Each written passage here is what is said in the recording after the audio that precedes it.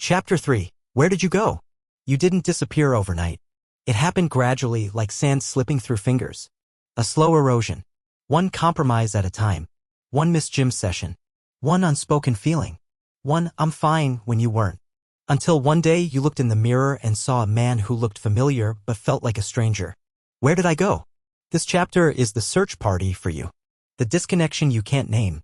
Maybe you've noticed it in subtle ways. You don't laugh like you used to. You don't hang out with friends unless it's work-related.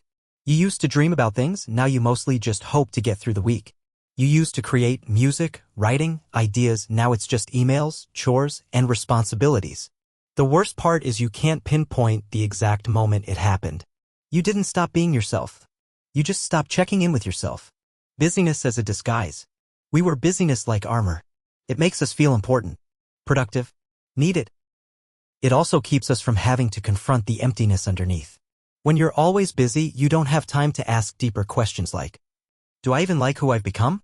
Am I happy or just numb? What would I do if I wasn't afraid? Busyness is not the same as purpose. Movement is not the same as meaning. When your identity is in what you do, we often build our identities around what we do, not who we are. But what happens when that job ends? When the kids grow up? When the house is quiet? When there's no one to take care of but yourself? Suddenly, there's an uncomfortable silence, and in that silence, the real you waits. Here's the truth: you are allowed to rediscover yourself.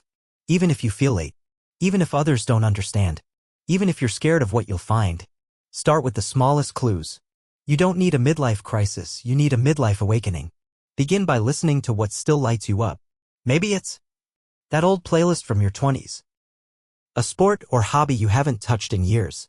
A book or podcast that stirs something inside. A memory of when you felt most like you.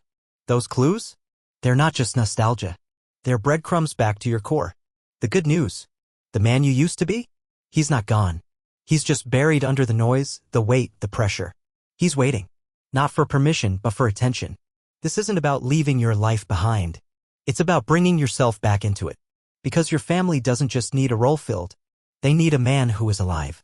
And so do you.